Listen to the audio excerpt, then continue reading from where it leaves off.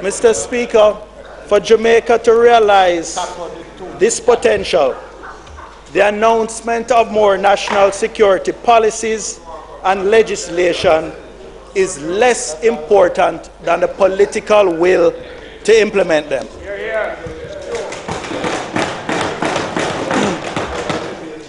Time could have been spent today, Mr. Speaker, cataloging a number of proposals for making Jamaica safer, such as a national DNA database, the expanded use of detection dogs in firearm recovery, the improvement of our investigative and forensic science capacity, and the use of civilian volunteers to supplement the undermanned police establishment. However, Mr. Speaker, the opposition is now clear that what differentiates us from the government as a political movement, and particularly concerning a sincere fight against crime, is that the opposition possesses the political will to make the tough choices for the benefit of the Jamaican people.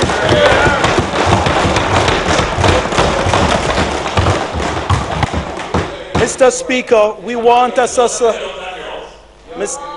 Mr. Speaker, we want a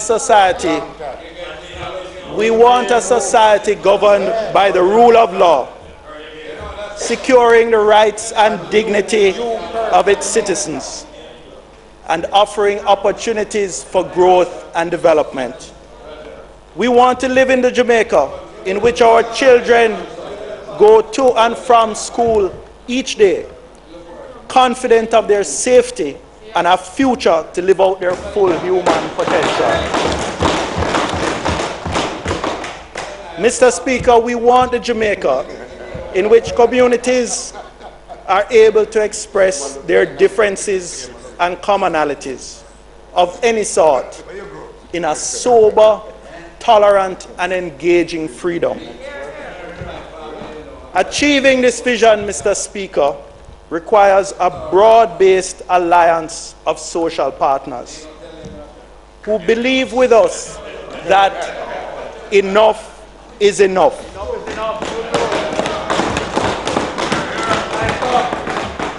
It requires an urgent patriotism and leadership that will fight for Jamaica. Allow our beloved country to become the bond slave of any individual or group. We are inviting all Jamaicans of goodwill, teachers, nurses, farmers, policemen and women, professionals, and tertiary students to join us in this battle, Mr. Speaker. This is the time for the higher standards of the progressive agenda.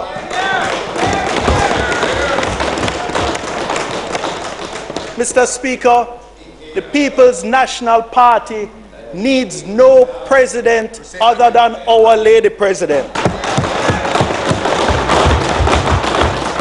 Accountable to the party and to the Jamaican people to return to power and govern wisely.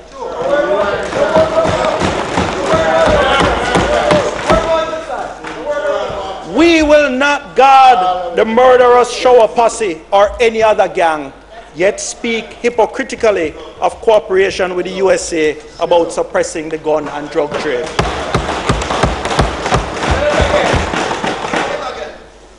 We will not guard the murderous shower posse or any other gang, yet speak hypocritically of cooperation with the USA in suppressing the gun and drug trade.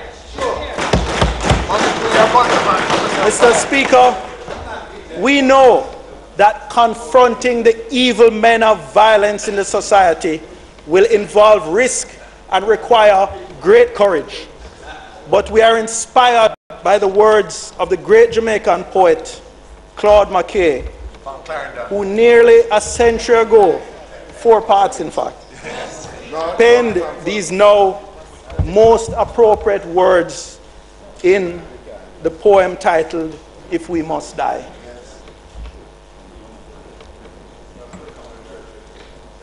No, Churchill used it, but didn't attribute it to Claude McKay. Mr. Speaker, it goes like this.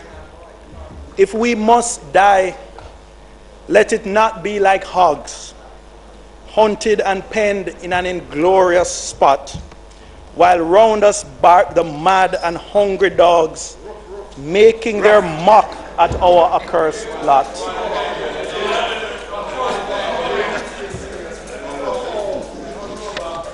If we must die, oh, let us nobly die, so that our precious blood may not be shed in vain.